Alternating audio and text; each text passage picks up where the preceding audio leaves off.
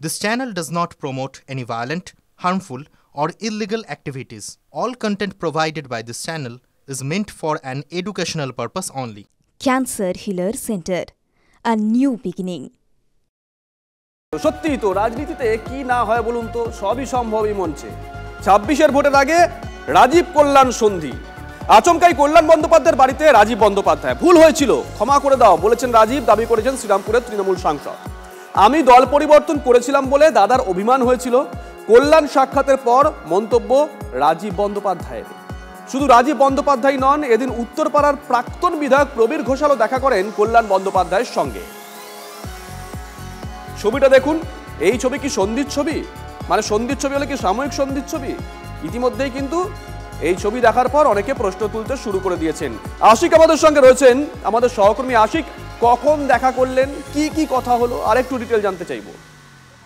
দেখো, তোমাকে জানিয়ে রাখবো যে আজকে সকাল থেকেই কল্যাণ বন্দ্যোপাধ্যায় তিনি তার যে শ্রীরামপুরের যে ফ্ল্যাট রয়েছে গঙ্গা দর্শন, সেখানে তিনি ছিলেন এবং সেখানেই আজকে সকালবেলা রাজীব বন্দ্যোপাধ্যায়, প্রবীর ঘোষাল, যারা একসময় একসঙ্গে হাত ধরে বিজেপিতে যোগ দিয়েছিলেন, তারা আবারও তৃণমূলে ফিরেছেন এবং তারপরেই তারা কিন্তু আজকে কল্যাণ বন্দ্যোপাধ্যায়ের সঙ্গে দেখা করেন। এবং তোমাকে জানিয়ে রাখবো যে এর আগেও প্রবীর ঘোষালের সঙ্গে কল্যাণ বন্দ্যোপাধ্যায়ের দেখা হয়েছিল, সাক্ষাৎ হয়েছিল। তবে রাজীব বন্দ্যোপাধ্যায় তিনি যেটা দাবি করছেন যে তিনি এসেছিলেন পারিবারিক একটি কাজে এবং সেখানেই তিনি জানতে পারেন যে কল্যাণ বন্দ্যোপাধ্যায় এখানে রয়েছে এবং সেই মতন তিনি দেখা করেন। যদিও কল্যাণ বন্দ্যোপাধ্যায়ের দাবি যে রাজীব বন্দ্যোপাধ্যায় এসে তার কাছে ক্ষমা চেয়েছেন, যা কারণ তিনি সেই একসময় কল্যাণ বন্দ্যোপাধ্যায়ের বিপক্ষে গিয়ে তিনি বিজেপিতে যোগদান করেছিলেন এবং সেই কারণে তিনি এসে ক্ষমা চাইছেন, এমনটাই কিন্তু কল্যাণ বন্দ্যোপাধ্যায়ের দাবি। এবং তার মধ্যে কি বলেছেন শোনাই একবার। আশিক, ও আজ আমার সঙ্গে দেখা করতে এসেছিল, দেখা করলো, বললো দাদা ভুল টুল হয়েছে, ক্ষমা করো। ঠিকই আছে, পুরোনো লোক তো। আর প্রবীরদা তো অনেকদিন ধরেই রয়েছে, জয়েন করেছে। প্রবীরদা তো বিভিন্ন প্রোগ্রামেই রয়েছে। 2026-এ নির্বাচন আসছে, সবাইকে নিয়ে তো চলতে হবে, সবাইকে নিয়ে কাজ করতে হবে। দল কাকে কি দায়িত্ব দেবে, কি করবে, সে তো পরের ব্যাপার।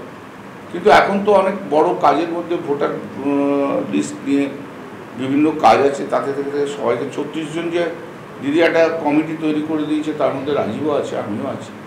অতএব সবাই মিলে আর কাজ করতে হবে। দেখা করতে এসেছিল। এমনি তো ব্যক্তিগত তো আমার সঙ্গে কোনো কিছু নেই।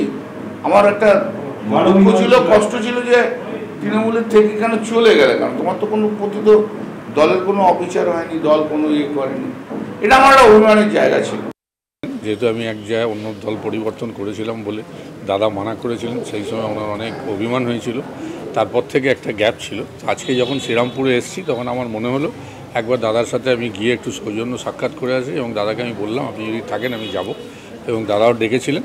তাই সকালে এলাম, দাদার সাথে একটু সৌজন্য সাক্ষাৎ করে গেলাম। রাগের আবার কি, দাদা ভাইয়ের সম্পর্কের মধ্যে ভালোবাসাও থাকবে, রাগও থাকবে, অভিমানও থাকবে, অভিযোগও থাকবে। সুতরাং এটা নিজেদের ব্যাপার। এবং দাদার সাথে আজ দেখা হয় অত্যন্ত ভালো লাগলো। দাদাও জড়িয়ে ধরলেন, আলিঙ্গন করলেন। আমার আশা করি আবার আমরা যেরকম দাদা ভাইয়ের সম্পর্ক ছিল, একদিকে একই দল করছি, দুজনেই আমরা দলের কর্মী, দাদা সাংসদ, সুতরাং দাদা ভাইয়ের সম্পর্ক আগামী দিনে অটুট থাকবে। এই মুহূর্তে আমাদের সঙ্গে রয়েছেন ডোমজুড়ের তৃণমূল কংগ্রেস বিধায়ক কল্যাণ ঘোষ। কল্যাণবাবু, শুভজিৎ বলছি স্টুডিও থেকে। কল্যাণবাবু, আপনি বর্তমানে যেই কেন্দ্রের বিধায়ক, সেই কেন্দ্রের প্রাক্তন বিধায়ক, দল ছেড়েছিলেন 21-এ আপনি তাকে হারালেন। তিনি হঠাৎ করে রাজ্য রাজনীতির ক্ষেত্রে নিষ্ক্রিয় হয়ে গেলেন, কিন্তু আজকে ছবি দেখার পর অনেকে বলছে সক্রিয় হয়েছেন, সন্ধি করতে চাইছেন।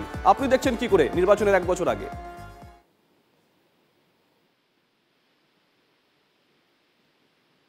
কল্যাণবাবু শুনতে পাচ্ছেন?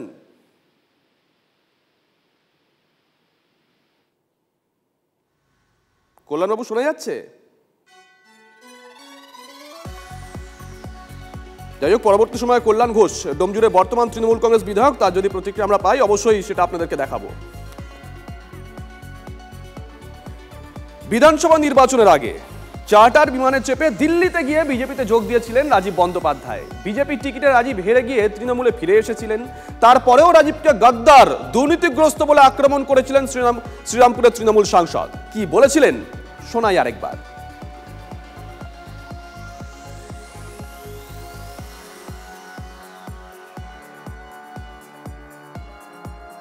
কুণাল ঘোষের কাছে গেল, কি কি করলো না করলো আমার কিচ্ছু এসে যাচ্ছে না।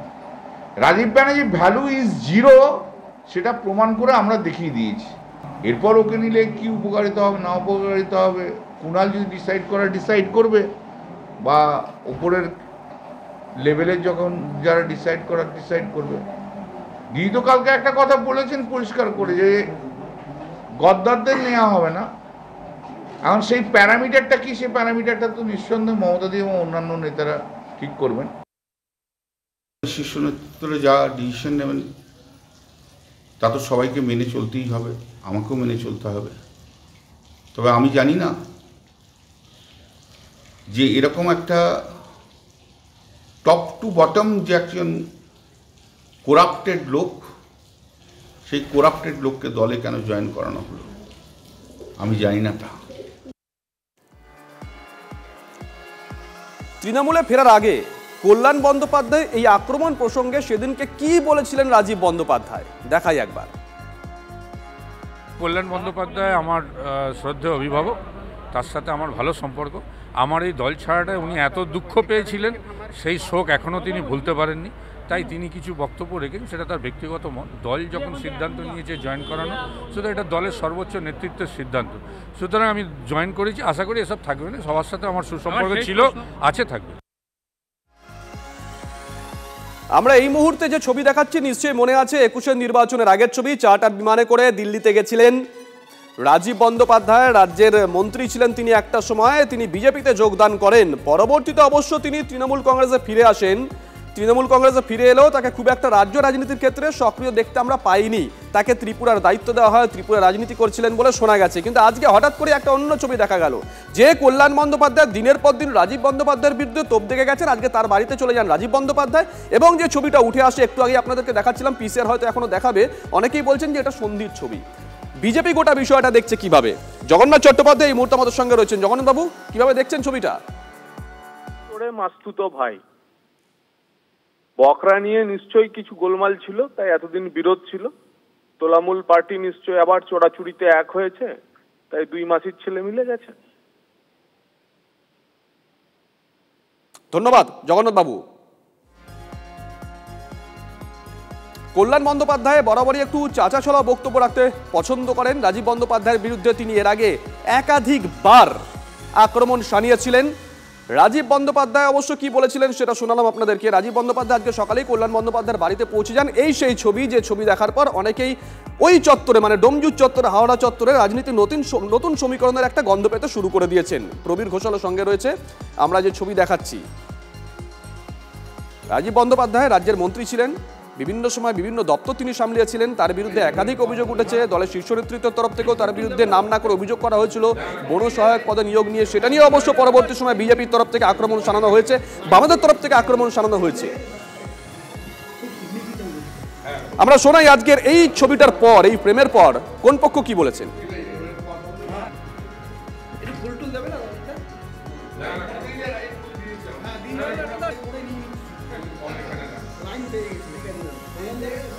ও আজ আমার সঙ্গে দেখা করতে এসেছিল, দেখা করলো, বললো দাদা ভুল টুল হয়েছে, ক্ষমা করো। ঠিকই আছে, পুরোনো লোক তো। আর প্রবীরদা তো অনেকদিন ধরেই রয়েছে, জয়েন করেছে। প্রবীরদা তো বিভিন্ন প্রোগ্রামেই রয়েছে। 2026-এ নির্বাচন আসছে, সবাইকে নিয়ে তো চলতে হবে, সবাইকে নিয়ে কাজ করতে হবে। দল কাকে কি দায়িত্ব দেবে, কি করবে, সে তো পরের ব্যাপার। কিন্তু এখন তো অনেক বড় কাজের মধ্যে ভোটার লিস্ট নিয়ে বিভিন্ন কাজ আছে, তাতে থেকে সবাইকে 36 জন যে দিদি একটা কমিটি তৈরি করে দিয়েছে, তার মধ্যে রাজীবও আছে, আমিও আছি। অতএব সবাই মিলে কাজ করতে হবে। দেখা করতে এসেছিল। এমনি তো ব্যক্তিগত তো আমার সঙ্গে কোনো কিছু নেই। আমার একটা দুঃখ ছিল, কষ্ট ছিল যে তৃণমূলের থেকে কেন চলে গেলে, কারণ তোমার তো কোনো প্রতি তো দলের কোনো অবিচার হয়নি, দল কোনো ইয়ে করেনি। এটা আমার একটা অভিমানের জায়গা ছিল। যেহেতু আমি এক জায়গায় অন্য দল পরিবর্তন করেছিলাম বলে দাদা মানা করেছিলেন, সেই সময় ওনার অনেক অভিমান হয়েছিল। তারপর থেকে একটা গ্যাপ ছিল। আজকে যখন শ্রীরামপুরে এসেছি তখন আমার মনে হলো একবার দাদার সাথে আমি গিয়ে একটু সৌজন্য সাক্ষাৎ করে আসি, এবং দাদাকে আমি বললাম আপনি যদি থাকেন আমি যাব, এবং দাদাও ডেকেছিলেন। তাই সকালে এলাম, দাদার সাথে একটু সৌজন্য সাক্ষাৎ করে গেলাম। রাগের আবার কি, দাদা ভাইয়ের সম্পর্কের মধ্যে ভালোবাসাও থাকবে, রাগও থাকবে, অভিমানও থাকবে, অভিযোগও থাকবে। সুতরাং এটা নিজেদের ব্যাপার এবং দাদার সাথে আজ দেখা হয়ে অত্যন্ত ভালো লাগলো। দাদাও জড়িয়ে ধরলেন, আলিঙ্গন করলেন। আমার আশা করি আবার আমরা যেরকম দাদা ভাইয়ের সম্পর্ক ছিল, একদিকে একই দল করছি, দুজনেই আমরা দলের কর্মী, দাদা সাংসদ, সুতরাং দাদা ভাইয়ের সম্পর্ক আগামী দিনে অটুট থাকবে। এই মুহূর্তে আমাদের সঙ্গে রয়েছেন বিজেপি নেতা রুদ্রনীল ঘোষ। রুদ্রনীল বাবু, শুভজিৎ রয়েছি, সম্ভবত যোগাযোগ বিচ্ছিন্ন হয়ে গেছে রুদ্রনীল ঘোষের সঙ্গে। আমরা যে ছবি দেখাচ্ছি দেখুন, সেই ছবি 21-এর নির্বাচনের আগে চার্টার বিমানে করে দিল্লিতে গিয়ে 30শে জানুয়ারি 2021 সেদিনকে বিজেপিতে যোগ দিয়েছিলেন রাজীব বন্দ্যোপাধ্যায়। আমরা রুদ্রনীল ঘোষকেও দেখতে পাচ্ছি, সেদিনকে তিনি গেছিলেন। তারপর রাজীব বন্দ্যোপাধ্যায় তৃণমূলে ফিরে এলেও এ রাজ্যের রাজনীতির ক্ষেত্রে তাকে খুব একটা সক্রিয় আমরা হতে দেখিনি। পরবর্তীতে শোনা যায় তিনি ত্রিপুরাতে দলের দায়িত্বে ছিলেন, সেখানে সক্রিয় রাজনীতি করছিলেন। কিন্তু আজকে বহুদিন পর 26-এর নির্বাচনের ঠিক 1 বছর আগে আবারও দেখা গেল রাজীব বন্দ্যোপাধ্যায়কে তার পুরনো বিধানসভা কেন্দ্রে, যেখানে তিনি 2011 এবং 16-র বিধায়ক ছিলেন। তিনি আজকে কল্যাণ বন্দ্যোপাধ্যায়ের সঙ্গে দেখা করেন এবং নিচের যে ছবিটা আমরা দেখাচ্ছি, এই ছবি প্রশ্ন তুলছে, তাহলে কি ওই চত্বরে রাজনীতির সমীকরণে কোনো বদল আসতে চলেছে? কল্যাণ ঘোষ, যিনি রাজীব বন্দ্যোপাধ্যায়কে হারিয়েছিলেন 1 বছর আগে, তার প্রতিক্রিয়া আমরা নিতে গেছিলাম। তিনি কোনো রকম কথা বলতে চাননি নিচের ছবিটি প্রসঙ্গে।